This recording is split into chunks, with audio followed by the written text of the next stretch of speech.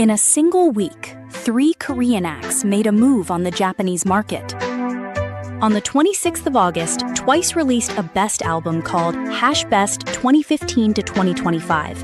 4 discs, 50 tracks. They're Korean title tracks from their debut year through 2025, sitting alongside the Japanese versions of the same songs.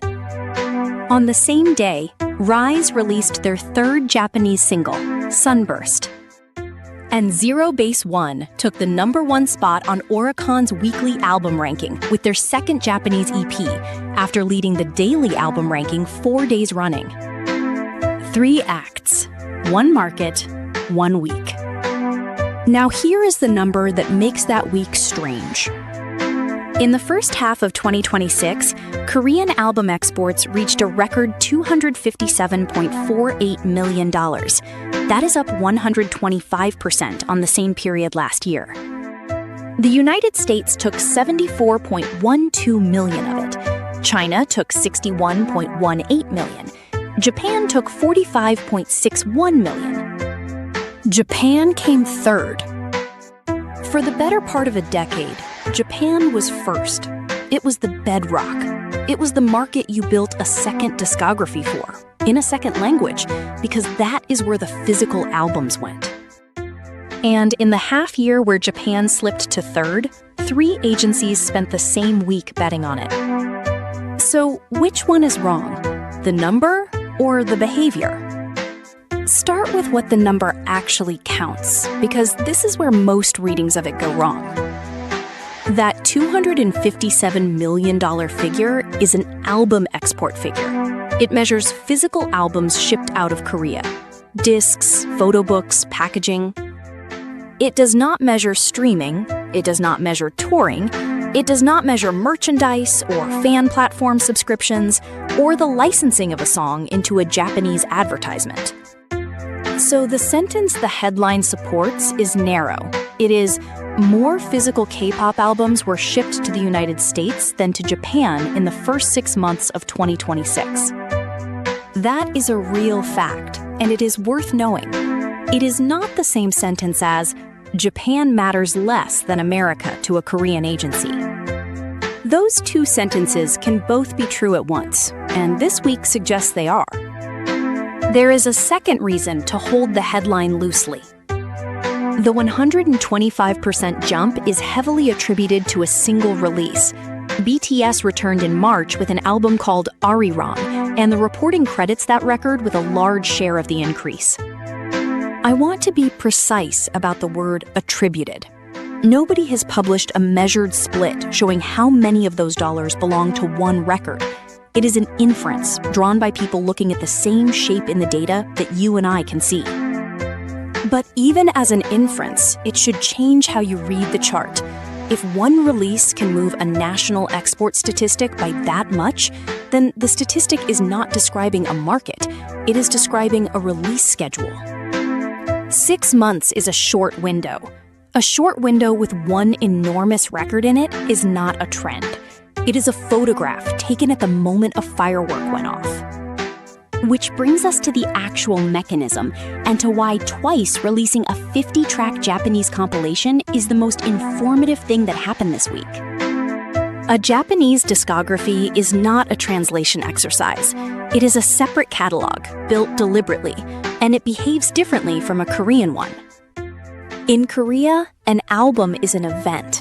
It arrives, it competes on the music shows, it charts, and the cycle moves on to the next comeback. Attention is the scarce resource, and the release is built to capture it quickly. Enjoying this? A like genuinely helps, and subscribing with notifications on means you never miss the biggest stories in the industry. Okay, back to it. In Japan, the catalog is the asset. Physical formats held on there long after they thinned elsewhere. Editions matter.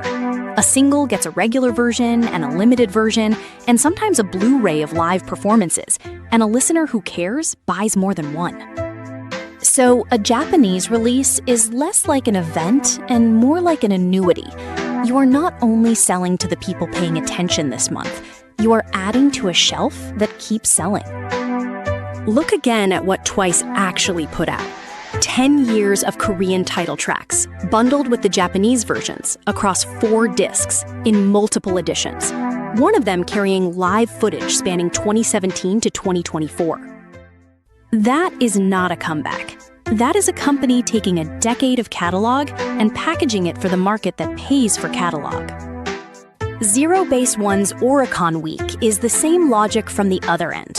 A group early in its life, building the second discography now, so that in 8 years there is something to compile. And RIIZE's third Japanese single is that process in its ordinary middle. Not a headline, just the third brick.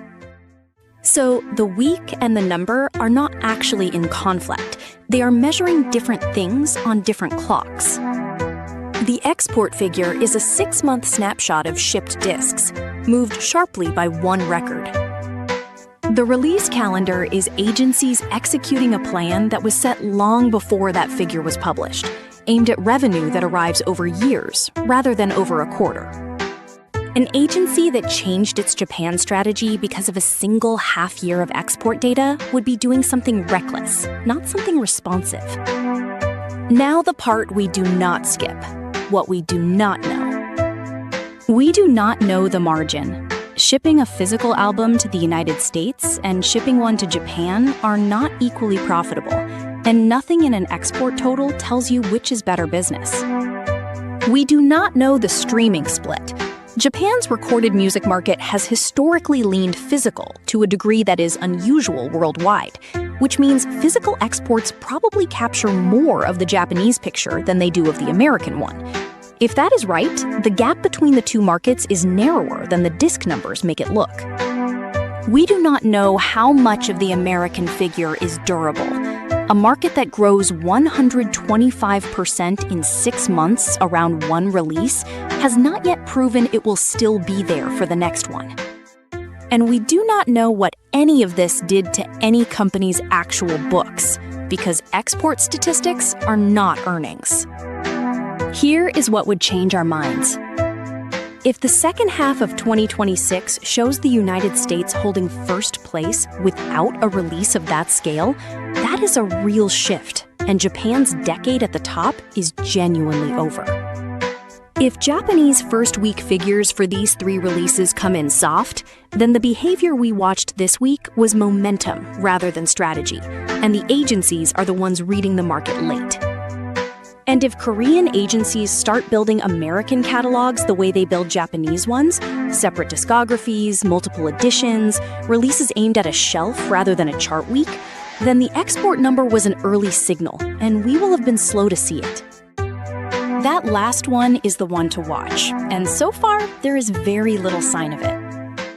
The short version is this. Japan lost first place on a measure of shipped physical albums over 6 months, in a period distorted by one very large record. And in that same period, 3 Korean acts kept building exactly the thing Japan rewards, which is a catalog. One of those is a headline. The other is a strategy. They are not the same kind of fact, and it is worth keeping them apart. Thank you for watching.